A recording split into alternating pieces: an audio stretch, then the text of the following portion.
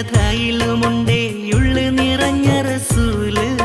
നൊന്ത് കരഞ്ഞാലും ഉമ്മ പാടുന്നൊരു പാട്ടിലുമുണ്ടാം മദ്ഹ്.